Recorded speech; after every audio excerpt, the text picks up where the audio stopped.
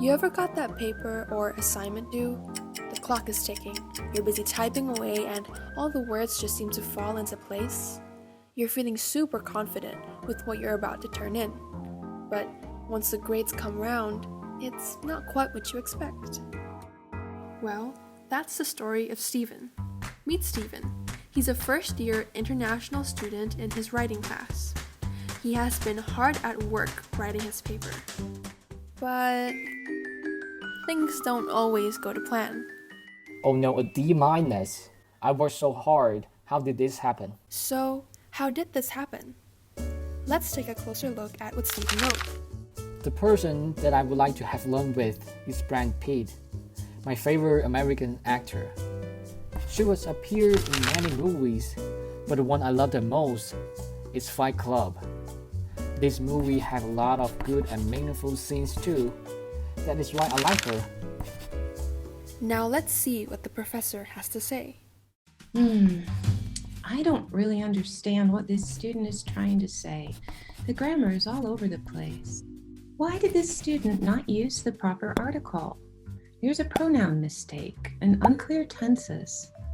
It's a confusing sentence. Surely it's not that hard to proofread and see the mistakes? This is just so frustrating.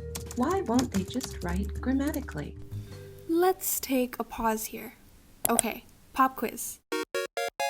As of 2016, how many people speak English as a second language? Is it A, over 1 million, B, over 500 million, or C, over 1 billion? The answer is C, over 1 billion. Approximately 1.5 billion people speak English worldwide, and 1 billion of those people use it as their second language. So it might seem easy and simple for a native English speaker like the professor to spot all the mistakes. However, things are a bit different when your mother tongue is in a different language. Let's take a look. Over 400 million people in the world speak Arabic. In Arabic, dual form is created with a suffix, which means to. No quantifier is used before the noun and the meaning is held in the suffix. So, for example, if the desired sentence is, there are 2 books at the library for you, it might be written instead as, there are books at the library for you, or there are 2 books at the library for you. A student can easily forget to add an S or ES at the end of a noun in English to signify more than one, or omit a quantifier word in a noun phrase to show a number of items. Likewise, a student may apply the suffix S to every noun, but there are non-count nouns, exceptions, spelling changes, and irregular forms to remember. Additionally, the Arabic language is read from right to left, instead of left to right as in English. And there is no distinction between upper and lowercase letters. Meanwhile, in Korean and Japanese, adjective clauses are positioned before the noun, and relative pronouns are not used. So, for example, instead of saying, "We can meet at the park, which is close to my house," it might be phrased as, "Meet at the park is close to my house," or "Meet at the park close to my house." Since relative pronouns are not used in Korean, it's often overlooked in English. This is difficult when the relative pronouns is the subject of the adjective clause and cannot be omitted. For example, the target sentence may be, "This experiment has a type of research that is interesting to me." But it might be phrased as, "This experiment has a type of research is interesting to me." As for Mandarin, the language does not have articles or verb tenses, while English does. Different languages around the world have varying structures and rules. Students produce English influenced by their first, second, or third languages. So if a student has spent years developing skills in a language other than English, they may still transfer traits from that language over into English, despite ongoing corrections and English language studies.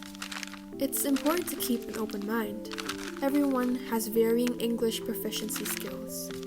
Their English might work fine as a lingua franca in an international context, but oftentimes the professor's response is to correct all errors. This correction may overwhelm and even cause embarrassment. Navigating the vast diversity of languages and linguistic backgrounds of students can be difficult, so here are a couple things to keep in mind. 1. Correction is not necessarily instruction. Just circling all the errors may not be entirely helpful to a student. If there's a consistent pattern of grammatical concern, teach that to the student and provide ample opportunities for the student to practice this correction. 2. Don't sweat the small stuff. Does a count or non-count noun impact meaning? Does the lack of an article confuse what's being said? If not, is it worth taking off all those points? Sometimes the main point of a paper can be delivered without grammatical accuracy, and that's okay. 3. Ensure that the criticism matches the mistake. Framing critiques in the most positive way possible encourages students. It's important to propose helpful solutions and teach students how to address the problem. This is a good way to utilize helpful online resources like OWL Purdue. By doing so, students are able to look up any grammatical concerns or questions they may have. And remember, when in doubt, ask for clarification. Asking is a great way to engage the students and to start conversations about their English skills. It will help shrink the gap between educator and learner. 4. Grading what you have taught helps students focus on the class material. If your class is not on grammar, should you be assessing for it? 5. Consider what is working. Fluency or clarity?